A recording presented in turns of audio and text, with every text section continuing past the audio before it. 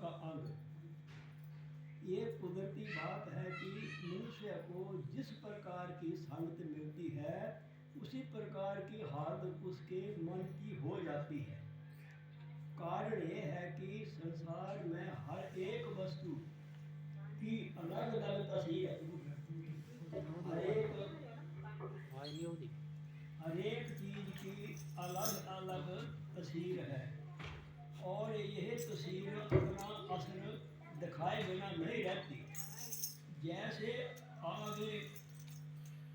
जैसे आग के पास बैठने से गर्मी लगती है, पानी के समीप बैठ जाने से ठंड पहुंचती है, ऐसे ही बाकी वस्तुओं का भी हाल समझ लो कि जिस के अंदर जो तस्वीर है उसकी शक्ति अपना कुछ न कुछ प्रभाव अवश्य डालती है।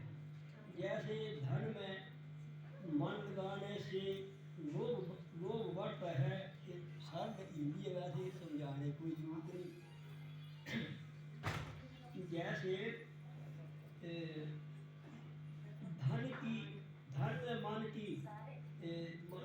में मन लगाने से लोभ बढ़ता है, कुटुंब की संगत से मोह पैदा होता है, स्त्री की समीप से काम की वृद्धि होती है, विद्वानों की संगत से विद्या आती है और ज्ञानवान के पास बैठने से ज्ञान पैदा होता है।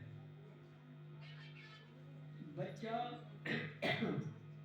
पैदा होते वक्त बिल्कुल सचेत होता है, उसे यहाँ ज्ञान नहीं होता कि मैं कौन हूँ, कहाँ से आया है और कहाँ से आया है,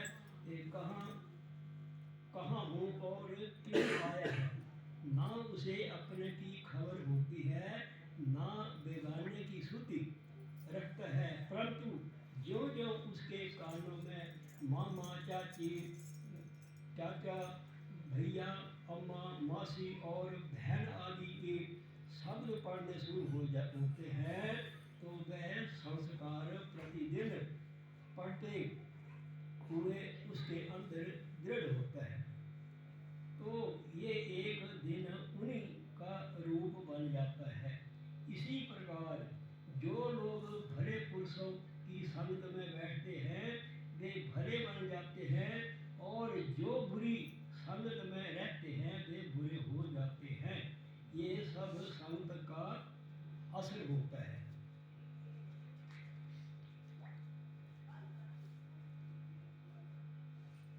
खरबूजे को देखकर खरबूजा रंग पकड़ता है। जो सल से जिसका रूप बनना चाहे वह कुछ न करे, केवल उसके पास उठना बैठना शुरू कर दे, एक दिन उसका रंग उस पर चढ़ जाएगा। इसी कानून के अनुसार जो मनुष्य सत्संग में आते जाते हैं उन पर सत्संग का रंग चढ़ जाता है, क्योंकि जब बाकी चीजें अपना असर दिखाती है तो क्या कारण है कि संतों का असर न हो। साधु का वचन भूल चूक के साथ सुना हुआ भी खाली नहीं जाता। कहते हैं किसी गांव में एक सुनारों का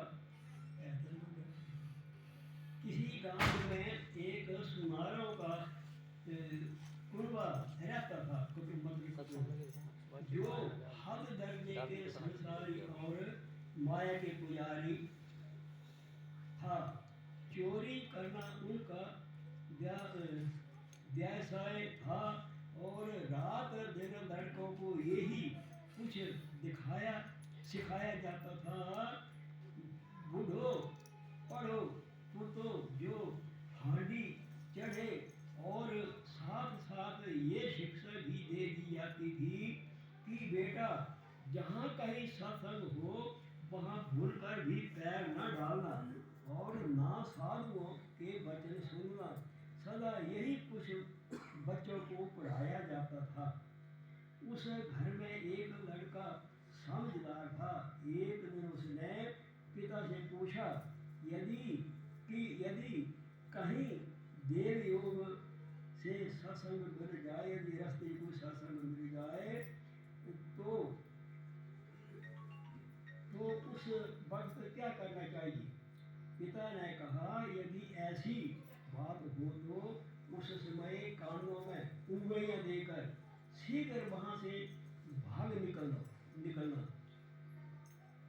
वरना अगर किसी साधु का वचन तुम्हारे कान में पड़ गया तो याद रखो कि तुम्हारी ये दशा नहीं रहेगी और संभाव है कि तुम अपने पैसे से भी हाथ धो बैठोगे।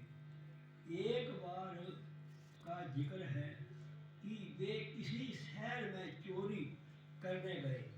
रात के 12 बजने पर एक सेठ के मकान को फोड़कर या तोड़कर अंदर दाखिल हो गए। काफी माल हाथ आया, कठड़ियां बांध ली और सिरे पर उठाते ही जिसका जिस तरफ मुंह आया वो उसने वही अपना राह ली और शहर से निकलते बने। होने वाली बात होकर ही रहती है। जिस लड़के ने पिता से पूछा था कि यदि संभावित कहीं सत्संग